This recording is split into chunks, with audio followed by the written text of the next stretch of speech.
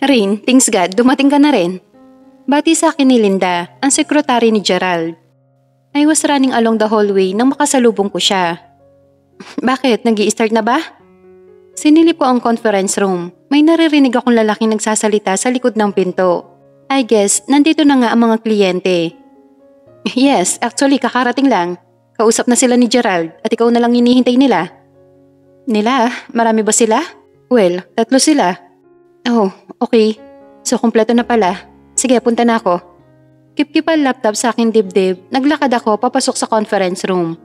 Pagpasok ko, agad na bumungad sa akin ang mga bisitang binanggit ni Linda. Nakaupo sila paikot sa office table. Isa-isa pinasasadahan ko sila ng tingin. Hanggang sa mahinto ako sa isang matipunong lalaking naka-Amerikana. Halos mabitawan ko ang hawak na laptop nang magtama ang aming paningin. Nagsimula ng tumibok ng malakas ang puso ko. Bigla, para ako nakakita ng multo at kagyat na tulos sa kinatatayuan. Oh my God. Those deep blue eyes and thick eyebrows, hindi ako maaring magkamali. Siya yung... Rain, I'm glad that you are here.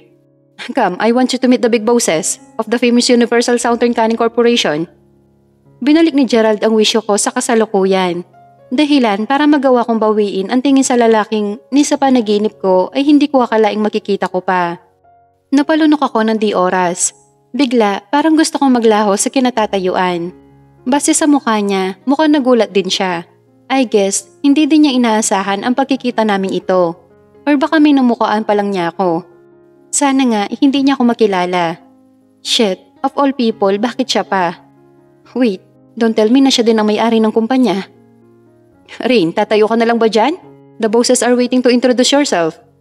Nilingon ko si Gerald. Nanginginig man ang mga tuhod, pinilit kong tumindig ng tuwid at lakas loob na inilahad ang kamay sa kanila. Yeah, I'm sorry. My name is Rain Ann Punzalan. I'm the head leader of the commercial advertising team. It's a pleasure to have a business with you. Medyo nahihirapan kong sambit habang todo iwas akong mapatitig kay Mr. Macho. Pero hindi ko talaga maiwasan, lalo pa siyang unang umabot ng aking kamay. At base sa mukha niya, alam kong alam niya na ako yon. Patay na. It's a pleasure indeed to meet you, Miss Rain. By the way, my name is Alexander, the CEO. Don't you ever forget that. Malamig na tugon niya sabay pisil sa aking palad. Hinuli niya ako ng tingin. And it took only a second bago muli siyang gumisin na nakakaloko. Kinilabutan ako. Shit, I think he really know me. Don't forget, I'm also one of the boss. Agaw atensyon ng isa pang lalaking nasa kanyang tabi.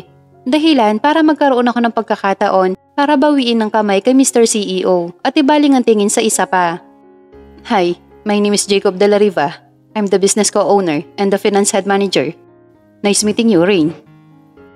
Nakipagkamay rin ito sa akin, pero dala ata na matinding nerbiyos, tila nanginginig pa ang kamay ko na magkamay kami. Hey, are you okay? Nalalamig ka? Nininervyos ka ba? Puna niya. Medyo na-surprise kasi ako. Ang alam ko kasi by next week pa ang presentation. So, does it mean you're not ready for this? Ani ni Jacob sabay alanganing napasulyap kay Gerald. No, she's ready. Actually, kumpleto na ang portfolio niya. Alam ko yon because pinasa na nila yun sa akin to review. Then, everything is ready. Can we start now? Binalik ni Jacob ang tingin sa akin. Yes, of course. Please, have a seat while I'm checking my files. Natataranta ako. Ultimo pagbubukas ng conference LED screen ay kinataranta ko. Suddenly, I feel the pressure in the air. Habang pinapanood nila ako habang nagkakanda kong mahog sa harapan nila. Not to mention, the way that Alexander looking at me. Maaaring nananahimik lang siya sa isang tabi. Pero grabe naman siya makatitig. He just keep on staring at me as if na parang hinuhubaran niya ako. Napaka-intense. Nakakapanindig balahibo. Katulad ng tingin na pinupukol niya sa akin habang patuloy niya akong binabayo sa ibabaw ng kama. Sa loob ng banyo at sa halos bawat sulok ng kwarto ng hotel na yon. Damn, those memories are still vivid. Pakiramdam ko tila ako sinisilaban. Lihim ko namura ang sarili. Hindi to ang tamang oras para isipin yon. Mag-focus ka rin. Ano kung nakilala ka niya? It's just a one night stand. Lalaki siya. Katulad din siya ng ibang lalaki na wala na sa kanya yon. Tama. I just need to act casual about it. Na parang walang nangyari. Are you done with that? Maaari na ba tayong magsimula? Malamig ngunit puno ng otorisadong wika ni Alexander. May pagkairitado na ang kanyang boses, ngunit pinilit kong i-ignore yon. I'm here to do my job, not to entertain this stupid awkwardness na ngayon ay nangahari sa pagitan namin dalawa. After collecting some of my lost confidence, nagawa kong salubungin siya ng tingin. Narito ang portfolio ng aming creative team. Sa loob ng mga slide na to ay ang mga idea na sa tingin namin ay angko para sa inyong paparating na mga produkto. Tulad ng napapansin mo sa presentation, ang tema ay tungkol sa genre na nakatuon sa pamilya. Dahil tayo mga Pilipino ay may posibilidad na magkaroon ng napakahigpit na relasyon sa ating pamilya, balak nating... I don't like it. Mabilis na umikot ang ulo ko sa direksyon ni Alex. Ano raw ang sabi niya? What do you mean, Mr. Madrigal? Ani ni Gerald na pare-parehong naguguluhan na tulad ko. The team, the genre. I'm sorry to tell you this, but I think masyado ng gasgas ang klase ng commercial na yan. I need something new.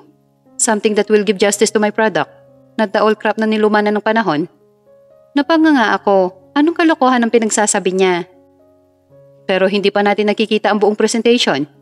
Don't you think it's too early to judge the project without seeing it first? Ani ni Jacob.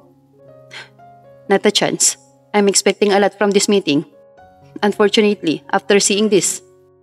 He paused for a while at tinapunan ako ng makahulugang tingin. Nawalan na ako ng gana. I'm sorry. Ngunit ayoko nang ipagpatuloy ang aking negosyo sa inyo. Naniningkit ang mga mata ko. Tiimbag akong pinanood ang pag-uusap nila Gerald at ng grupo ng Alex na yon. Kung noong una ay abot-abot ang nervyos ko. Ngayon ay tila gusto kong gilitan ang leeg nito sa sobrang pagkamayabang. Lumipad ang tingin ko sa mga files na nasa aking harapan. Naikuyom ko ang kamao. Wala nang hihigit pa sa sakit ng kalooban, seeing those portfolios being rejected ng ganun-ganun na lang. Almost 1 month. Isang buwan pinag-aralan at pinagpagurang buuin ng aming team. Ni hindi man lang niya binigyan ng chance na alamin muna before dissing it. Ano na lamang ang mararamdaman ng team ko sa oras na malaman nila na-reject ang proyekto namin. Di bali na yung promotion ko. Pero ang pera na inaasahan nila sa proyektong ito, for pity's sake, ang dami na nilang plano para sa perang makukuha. Para yun sa pamilya nila, sa mga anak nila na umaasa sa kanila. Unfortunately, hindi na nila makukuha nang dahil lang sa walang puso nila lang na to. Muli kong iniangat ang tingin sa direction nila, partikular kay Alex. Looking at him right now, acting like a proud businessman. Hindi ko mapigil ang ikumpara ang itsura niya noong una kami magkita. Aaminin ko mas gumwapo siya ngayon sa kanyang corporate attire. Still, hindi may kakaila na mas charming siya noong una. Napaka-sweet niya that time. Kahit lasing ako, still, ramdam ko ang genuine concern niya sa akin. Especially when he tried to stop me from drinking too much. There a touch of care and thoughtfulness.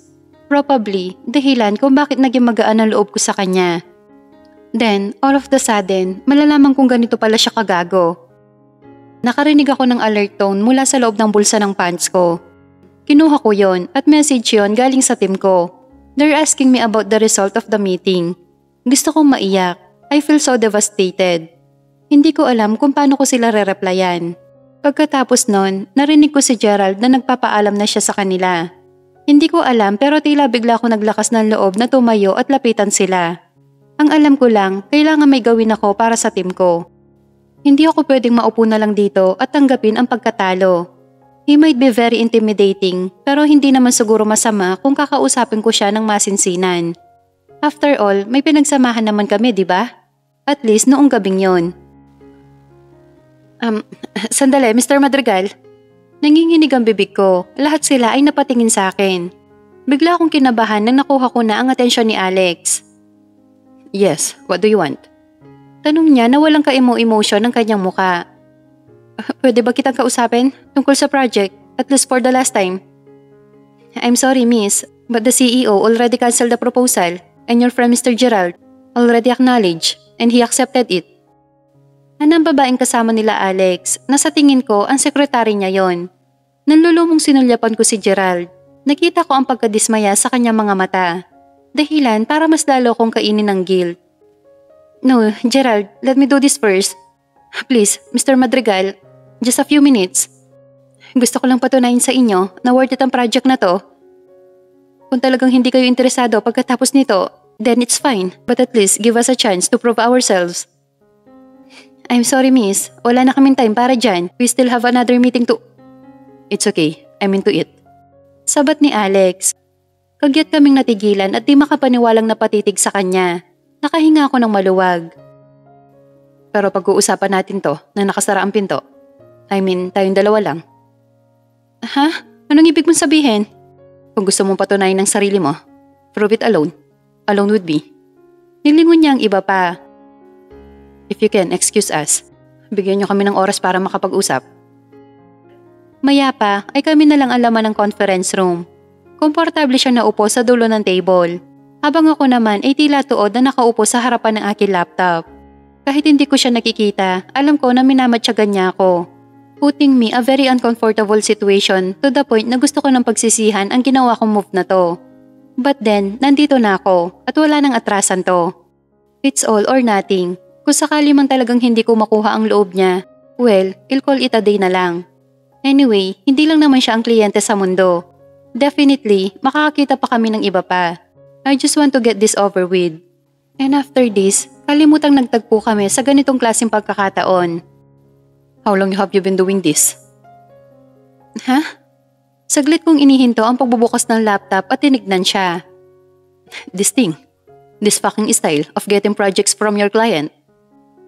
Ano? Hindi kita maintindihan. Anong style ang pinagsasabi mo? Huwag kang magkunwari na hindi mo alam ang sinasabi ko. Alam ko namang estilo mo yan para makakuha ka ng malaking isda. Well, I'm sorry to disappoint you, baby. Your body is not enough to convince me to bite your agenda. Anong pinagsasabi mo? You know exactly what I'm talking about. That night, hindi nga ba yan ang dahilan kung bakit biglang sumama ka sa akin noong gabing yon? At kusang binigay yung sarili ng walang pag-aalinlangan? Alam mo na akong may-ari ng kumpanya. Kung kaya't hindi ka nagdalawang isip na sumiping sa akin. Para ano? Para sa oras na magkita tayo, magiging madali sa'yong makuha ang gusto mo. Napanganga ako sa sobrang pagkagimbal. Actually, it took me a couple of seconds to digest the whole thing. Hanggang sa tuluyan ko nang nag-gets ang ibig niyang sabihin. And it was like a bomb na gumimbal sa buong pagkatao ko. So you think, kaya ako nagipagsiping sa'yo ay dahil... Oh my God, gago ka pala eh. Singhal ko, nanginginig ang laman ko sa matinding galit. Gusto kong sumabog, ngunit dahil alam ko nasa kabilang panig lang ang mga amo ko, pinilit kong magpigil. Ano? And who do you call gago? Ako? Ganting singhal niya sa akin. Kita ko ang pag-igting ng panga niya, pero wala akong pake. Sinumulan niya ito, pues tatapusin ko. Oo, sino pa ba?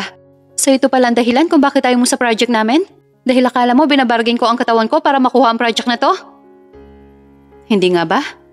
Don't tell me, it's just a coincidence. Dahil definitely, hindi ako naniniwala. Huminga ako ng malalim. Kahit gustong-gusto ko siyang saksakin siya ng ballpen sa lalamunan, minabuti kong pakalmahin ang sarili. You know what? This is ridiculous. Kung ayaw mo sa project, well, be it.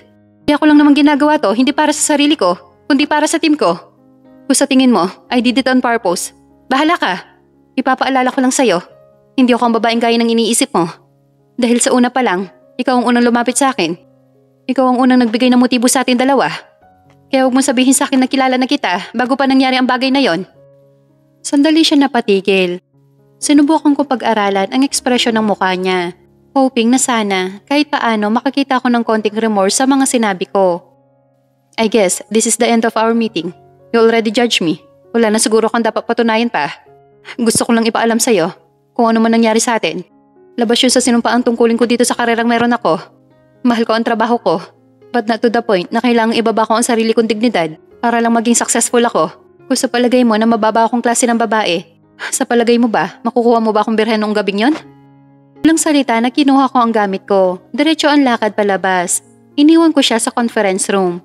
Pagdating sa pasilyo, wala na ni isang tao. Kaya nagdesisyon akong dumiretso na lang sa sariling office. Sasabihin ko na sana sa mga team ko ang nakakalungkot na balita nang biglang dumating si Gerald. Rain, anong sinabi mo sa kanya? Gerald, I'm sorry. Ginawa ko naman ang lahat. Rain, pinahanga mo kami. Hindi mo ba alam yon? Hinawakan niya bigla ang kamay ko. Bagay na siya ko namang kinakunot ng noo. What do you mean? I'm so confused. Rain, pinirmahan na niya ang kontrata. Hindi ko alam kung anong ginawa mo, pero tinanggap na niya ang project natin.